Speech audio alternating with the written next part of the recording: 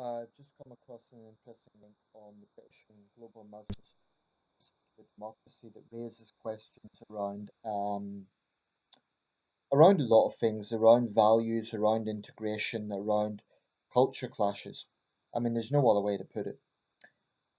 This is from The Guardian, and it really ties in with in my view, their agenda of promoting the narrative of poor oppressed Muslims in the West. But that just doesn't stack up when you really consider the facts. Um, whilst there is individual hate crimes against Muslims, which is wrong and should be condemned, there is simply no comparison between the situations of Muslims living in Western Europe and North America versus the situation of minorities in Islamic countries. There's just no rational comparison. So this is what the report says. Woman says she was barred from Italian gym because of veil. An Italian city council has promised its full support to a woman who says she was excluded from a gym because she was wearing a veil. I'll read out the report. It's pretty long.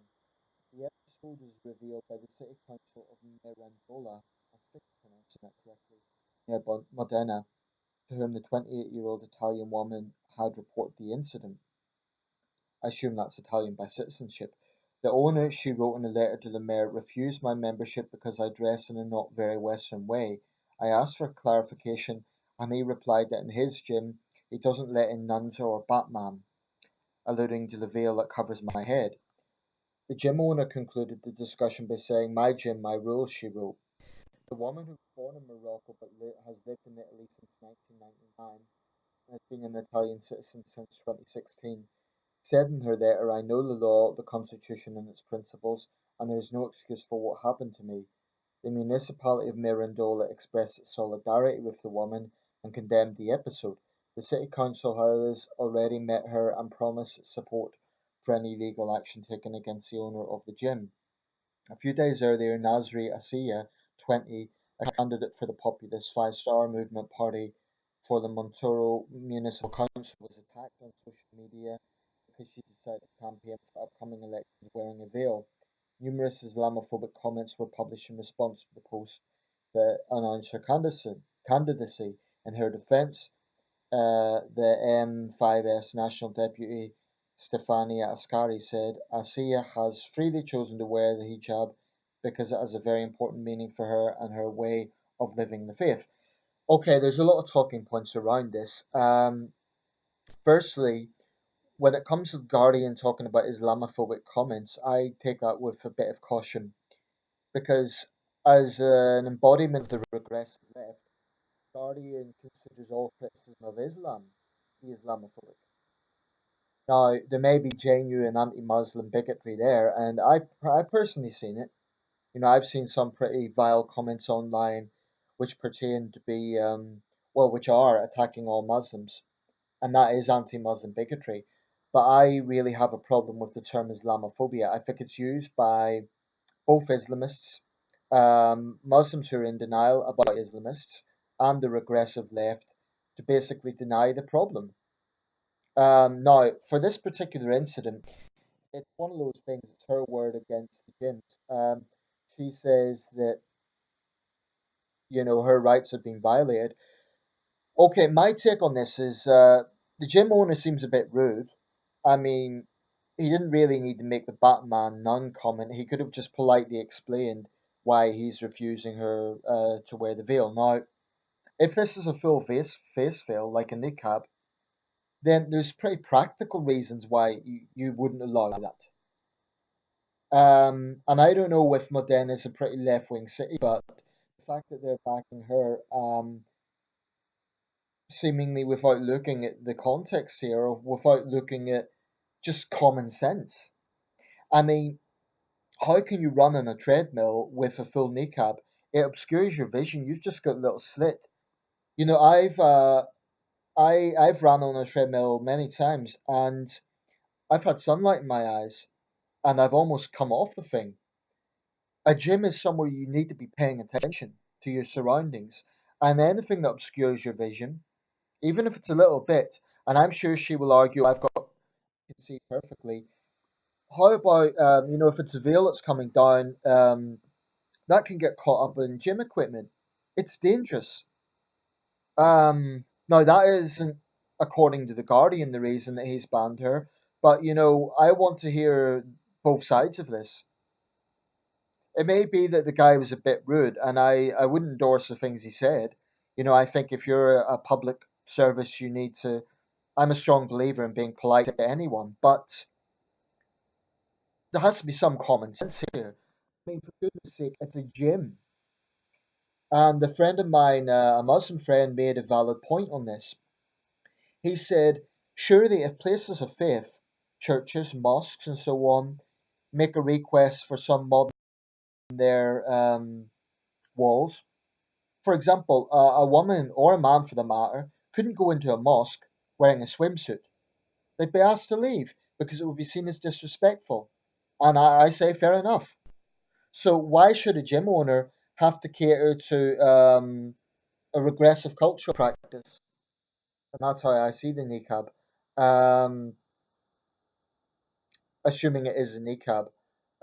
If it's a hijab, well, again, there's practical issues. I mean, if she's tied her hair back, I guess that's all right. But um, I don't think anyone should be wearing any sort of head covering in a gym unless it's like a sweatband.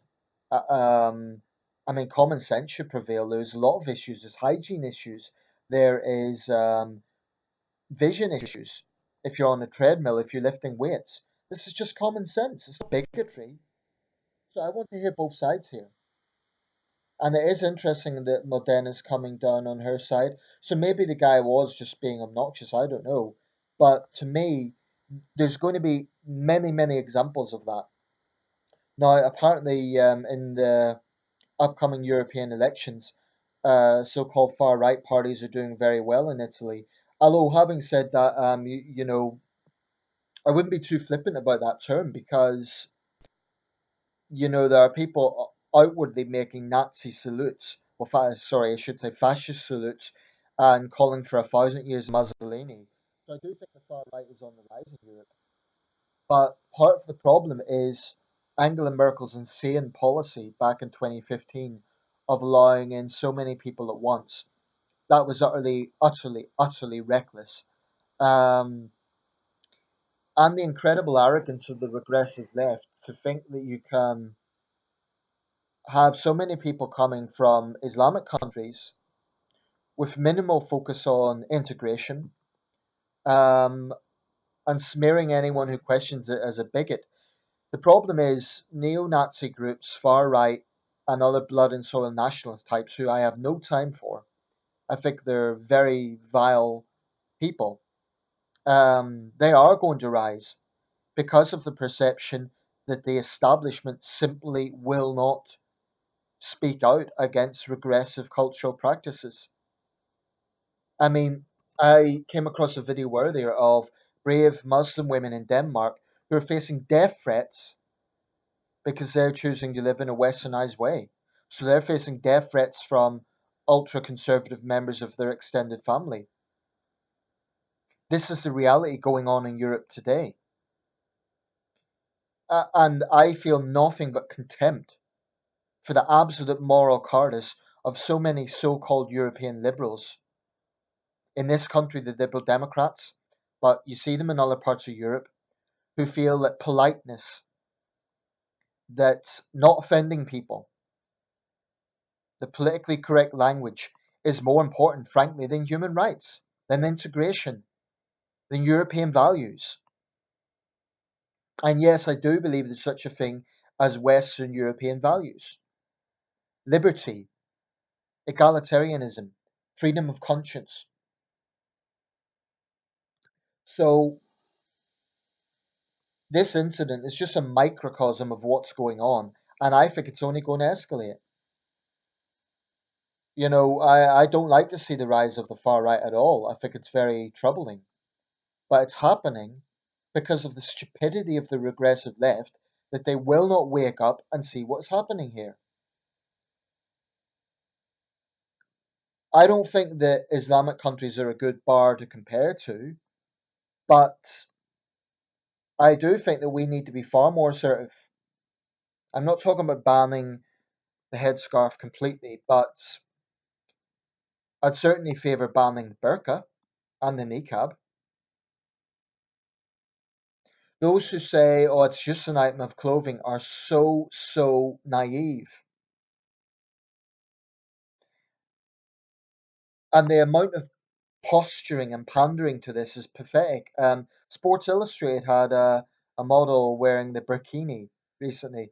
Now, she's an attractive young woman, and I've nothing against her personally, but to me, this is just an example of hypocrisy.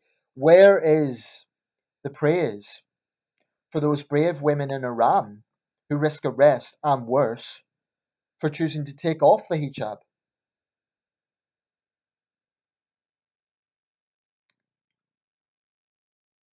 The West still hasn't really woken up. And unfortunately, the people who are filling the vacuum that the polite establishment refuse to talk about is unpleasant blood and soil nationalist types. It's a very dangerous situation. This is only going to escalate. It's like this constant tandem between Islamists and the far right. I think Islamists are far more dangerous. They've killed far more people. But that doesn't mean that the far right aren't capable of violence as well. And it's a toxic situation.